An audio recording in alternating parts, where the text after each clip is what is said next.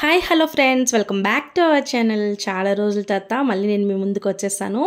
ఈరోజు మీకోసం శ్రావణ మాసం స్పెషల్ గోధుమ రవ్వతో ప్రసాదాన్ని చేసి చూపించబోతున్నాను. ఇది కొంచెం డిఫరెంట్గా ఉంటుంది, చూసి నేర్చుకోండి. ఫస్ట్ దీనికోసం ప్యాన్ పెట్టేసుకుందాం. ప్యాన్ పెట్టుకొని ప్యాన్ని కొంచెం హీట్ చేసుకోవాలి స్టవ్ వెలిగించి. అలాగే ఒక 3 టేబుల్ స్పూన్స్ గీ వేసుకుంటున్నాను. దీనికి గీ అనేది కొంచెం ఎక్కువగానే పడుతుంది. మీరు 1 కప్పు బొంబాయి రవ్వ తీసుకుంటే 1/2 కప్ గీ అయితే పడుతుందన్నమాట.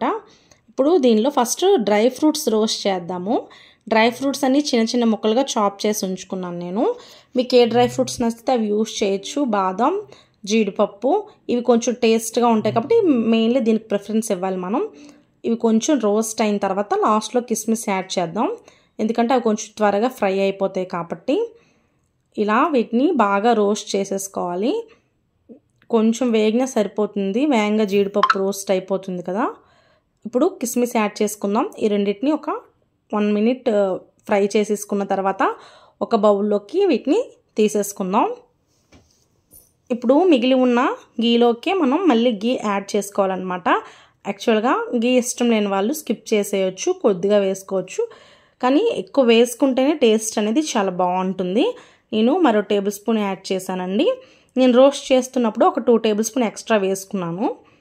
అలా సిమ్లో పెట్టుకొని ఎక్కువసేపు ఫ్రై చేసుకోవాలి.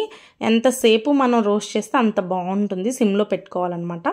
వేరే పక్క స్టవ్ పెట్టుకొని దాని మీద ఒక బౌల్ లాంటిది పెట్టుకొని దానిలోకి ఏ కప్పుతో కొలతలతో మనం గోధుమ రవ్వను తీసుకున్నామో అదే కప్తో 4 లీటర్స్ వాటర్ వేస్తున్నానండి. ఇది బాగా బాయిల్ చేయాలి. చాలామంది నార్మల్గా సింపుల్గా చేసేస్తారు. ఇలా వాటర్ మరగపెట్టి వేయడం వల్ల ఏమవుతుందంటే చాలా సాఫ్ట్గా టెక్స్చర్ అనేది వస్తుంది, టేస్ట్ కూడా చాలా బాగుంటుంది. ఈలోపు ఇది మంచిగా ఫ్రై అవుతుంటుంది, అటువైపు వాటర్ అనేది బాయిల్ అవుతుంటుంది అన్నమాట. వాటర్ బాయిల్ చేసేసిన తర్వాత ఈ రోస్ట్ చేసిన దాంట్లోకి ఆ వాటర్ అనేది మనం వేసేసుకోవాలి నెమ్మదిగా.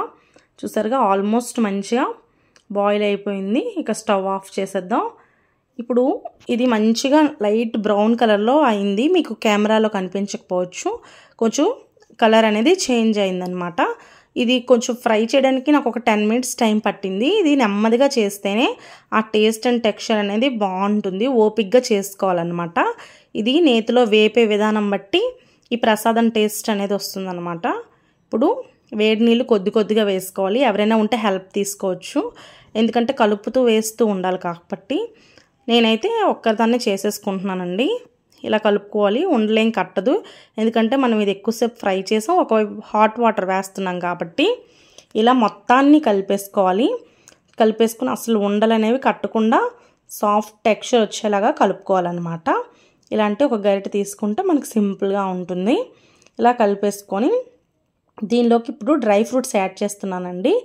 డ్రై ఫ్రూట్స్ మనం ఏవే తీసుకున్నామో రోస్ట్ చేసినవన్నీ యాడ్ చేసేయాలి.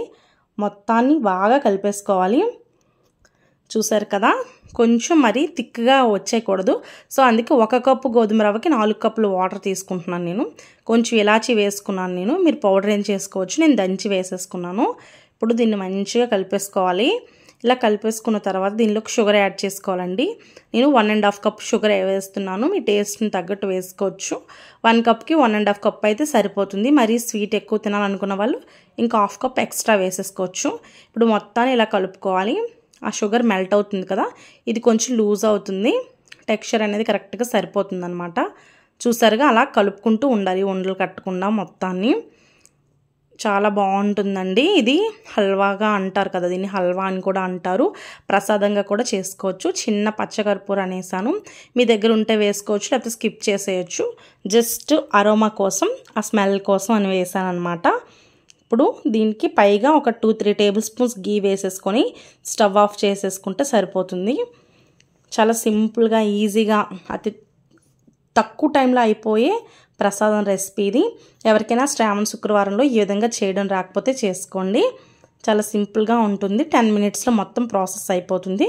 మనకి నూక వేపడానికి టైం పడుతుందండి, మిగతాదంతా ఎక్కువ టైం పట్టదు. చూసారు కదా, చాలా చాలా టేస్ట్గా ఉంది. నేను ట్రై చేశాను కదా, మీరు కూడా ఇంట్లో ఈ శ్రావణ మాసం స్పెషల్గా ట్రై చేయండి. నా వీడియోస్ కానీ మీకు నచ్చినట్లయితే లైక్ చేయండి, షేర్ చేయండి, సబ్స్క్రైబ్ చేయండి ఫ్రెండ్స్.